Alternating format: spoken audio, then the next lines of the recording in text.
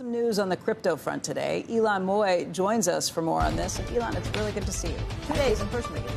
Good to see you too, Becky. Well, good morning. We got an exclusive look at a new poll that shows in some of the most critical swing states of the midterm elections, there are more voters who own a digital asset than hold a union membership card. Now, that's according to new data from morning consultant Hahn Ventures. That's the $1.5 billion fund started by Katie Hahn. And it could make these voters an influential new bloc. The poll showed 18% of voters in New Hampshire, Nevada, Ohio, and Pennsylvania hold cryptos or NFTs. Now, most of them are working class voters. 79% make less than $100,000. About a third are minorities, and they tend to be young. 65% are between 18 and 44 years old.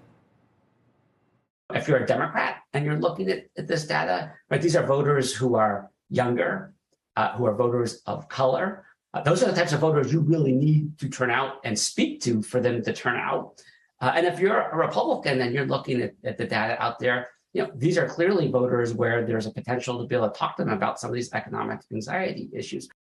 Right now, the crypto voter trusts Democrats more than Republicans on digital assets, 46% versus 36%, but they're not inherently partisan, and the poll suggests there's an opportunity for either party to win them over. Now, that doesn't mean that this will be the issue that defines the midterms, but to the extent that voters' views on crypto reflect their anxiety over the economy, any edge a candidate has could make a difference, especially in a tight race, guys. If this reflects your anxiety in the economy and what's happened. I was trying to figure out what they want to hear, what you would necessarily want to hear. But if it does say, I'm buying crypto because I think it's the future and I think the economy's in trouble, that could be definitely a vein to tap into.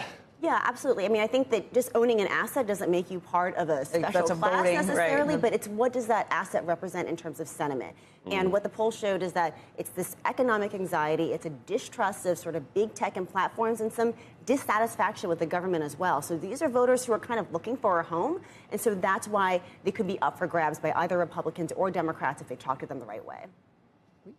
If his name looked familiar, everybody knows Chris Lehane, and he was politically connected, and we should point out he was with a Republican administration, the Clinton White House.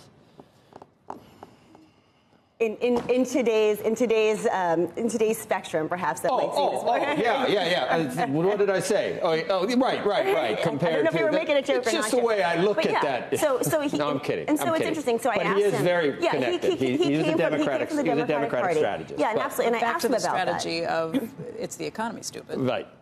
I immediately thought when you were going here that it would favor the right, not the left. The notion that it's sort of free market and independent and not tied to the dollar. The libertarian idea of crypto. The interesting thing was and I asked him about that, I said, why are they sort of trusting Democrats more than Republicans on this issue? And he said, if you look at the demographics, sort of the communities of color, the sort of income level, et cetera, the age, those are demographics that tend to skew Democratic in the first place, but that doesn't mean that they are partisan Democrats, sort of hard Democrats. So I think that's sort of the interesting point in all of this, is that they are potentially swing voters in swing states. And who can capture it's the economy stupidness. I mean, if you go back to that, that's exactly.